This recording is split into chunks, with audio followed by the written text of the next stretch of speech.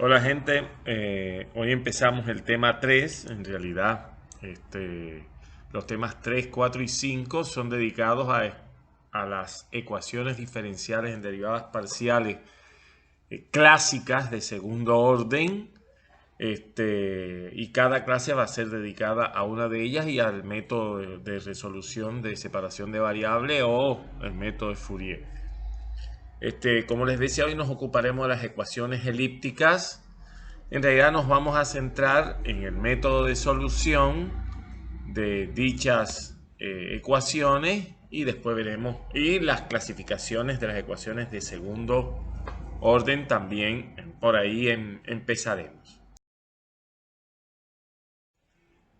Bueno, las ecuaciones diferenciales en derivadas parciales de segundo orden obviamente hay de infinidad de formas, variedades, extensiones, números de variables, etcétera, etcétera, etcétera. Este, Estamos, digamos, asumiendo que yo puedo escribir una ecuación diferencial de segundo orden de esta forma, con dos variables, que una puede ser temporal y la otra espacial, pueden ser las dos espaciales, digamos que involucran ecuaciones de segundo orden, parciales obviamente, de ahí el orden de la ecuación, y tienen términos que pueden involucrar tanto a la función incógnita como a las variables independientes y a sus derivadas de primer orden, siendo A, B, C constantes. Y bueno, y en dependencia de cómo están, de la relación entre estas tres constantes A, B y C, la ecuación va a ser elíptica o parabólica o hiperbólica. Ese es el orden. En particular, hoy nos vamos a ocupar de las ecuaciones elípticas, que es una de las ecuaciones clásicas de la física matemática. Bueno, si bien las ecuaciones elípticas, un caso por ejemplo es la ecuación de Poisson que ponemos aquí, pueden presentarse en infinidad digamos, de variables, con n variables independientes, en cuyo caso el miembro izquierdo es el laplaciano de la solución que yo estoy buscando, y las soluciones de la ecuación, de las ecuaciones elípticas, en particular de la ecuación de Laplace, que es la que veremos más adelante, se le llaman armónicos porque siempre se pueden escribir como combinación de sinusoides, o sea, senos o cosenos. En particular, lo vamos a obtener un poco más adelante. Es una de las ecuaciones más importantes que incluso trascienden lo que es la física matemática en sí mismo, y es una de las ecuaciones más importantes que se manejan tanto en la matemática pura como en las aplicaciones a diversas ciencias. Bueno, en realidad matemáticamente, para decirlo de alguna manera, yo estoy buscando una función que satisface obviamente la ecuación de Laplace, o una ecuación elíptica en general, y que tengo determinadas condiciones en el borde, es decir, en el borde de la región donde está ella definida. Estas condiciones de borde, de frontera, determinan un papel fundamental digamos, en la denominación del problema y en el método de resolución del problema. Nosotros veremos uno de estos problemas con un tipo de condiciones especiales, y con una región también muy particular. En el caso particular que veremos más adelante, efectivamente, el comportamiento de la función, o sea, de la solución de la ecuación, está determinada por las condiciones que tiene la frontera, o que ella cumple en la frontera. Y eso es lo que se va a llamar condiciones de frontera de Dirichlet o problema de Dirichlet. Nosotros vamos a ver un caso particular cuando la región es una región simple, en este caso un rectángulo, y va a ser el problema de Dirichlet para o sobre el rectángulo. Bueno, el método de separación de variables es el método clásico y básico para cualquier ecuación diferencial derivadas parciales de segundo orden. Sigue el mismo camino para todas las ecuaciones. De ahí la generalidad y la posibilidad de aplicación. Tiene tres pasos muy simples. Es decir, primero se obtienen dos ecuaciones diferenciales ordinarias, después se buscan las soluciones de estas ecuaciones diferenciales ordinarias que satisfacen las condiciones de frontera que me dieron, y el tercero es formar una combinación lineal de estas dos soluciones que satisfacen las condiciones iniciales. El método de separación de variable, el nombre de separación de variable, queda justificado plenamente por la forma en que yo busco la solución. Bueno, como ejemplo clásico de ecuación elíptica tenemos la ecuación de Laplace y con condiciones de Dirichlet de esta forma, que está definida sobre este rectángulo. Por tanto, en realidad lo que yo voy a resolver es el problema de Dirichlet en el rectángulo. Se le llama al problema 1,2, es decir, la ecuación diferencial 1 sujeta a estas condiciones de frontera que hemos llamado 2. Fíjense que hay tres nulas y una es una cierta función continua, pero que va a intervenir obviamente en la solución que yo estoy buscando. Bueno, como les decía, el método de separación de variables recibe su nombre porque yo voy a buscar la solución en forma de una función que tiene las variables separadas. Es decir, la solución u, que es la que yo estoy buscando, que depende de las variables x e y, la puedo expresar como el producto de dos funciones, una que solo depende de x y la otra que solo depende de y. ¿Se acuerdan cuando estudiamos ecuaciones diferenciales ordinarias de primer orden con variables separables?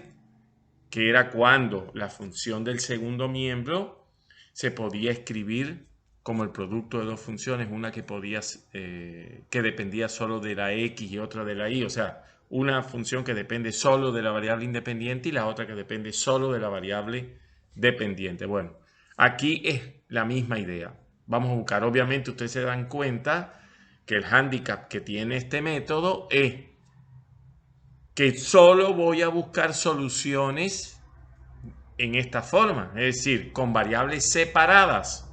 Si no voy a buscar soluciones de otra naturaleza. Con lo cual uno puede pensar que digamos que que el método limita la búsqueda de soluciones más generales. Sin embargo, les digo que la utilización de la serie de Fourier en la solución es el que me permite dar el toque de generalidad que necesitamos para buscar una solución de este tipo. Bueno, y el primer paso, obviamente, es transformar la ecuación dada en dos ecuaciones diferenciales ordinarias. Fíjense que como u depende solo, o sea, es el producto de dos funciones, una que depende solo de x y una que depende solo de y, cuando yo sustituya en la ecuación original, cuando yo derive dos veces con respecto a x, solo derivo a la función que depende de x, porque la otra es constante y recíprocamente para la y. Con lo cual, después de escribir de esta manera y separar variables, me quedan esta primera igualdad. Ahora, el miembro izquierdo de esta doble igualdad depende de x. El miembro central depende de y. ¿Cómo puede ser que pueden ser iguales dos funciones con distintas variables? Eso solo es posible si ellas son a su vez constantes y ese es el valor que se le asigna acá, menos k. Y por supuesto, tenemos estas dos soluciones sujetas a las condiciones que se derivan de las condiciones dadas. Bueno, lo primero que nosotros tenemos que analizar es k es mayor que 0 o k es menor que 0. Matemáticamente es inmaterial por lo que veremos. la naturaleza del problema es la que nos tiene que decir a nosotros si se elige una u otra en particular. Pero matemáticamente es inmaterial por una sencilla razón. Analicemos una ecuación diferencial. Si menos k es positivo, tengo esta ecuación diferencial, sus raíces características son más menos raíz de k, por lo tanto las dos raíces son reales y diferentes y la solución se escribe de esta manera. Si por el contrario menos k es menor que 0, es porque las raíces características son imaginarias puras, más menos raíz de k y por tanto la solución se escribe de esta forma. Lo que estamos diciendo es que siempre, no importa el que yo tome primero o después, siempre va a salir una combinación de raíces reales y distintas y una combinación de exponenciales, de raíces imaginarias puras que me da esta combinación de senos y cosenos. Por tanto, da lo mismo que yo trabaje con una u otra en el caso de las variables x e y, porque siempre voy a obtener una combinación de exponenciales y una combinación de senos y cosenos.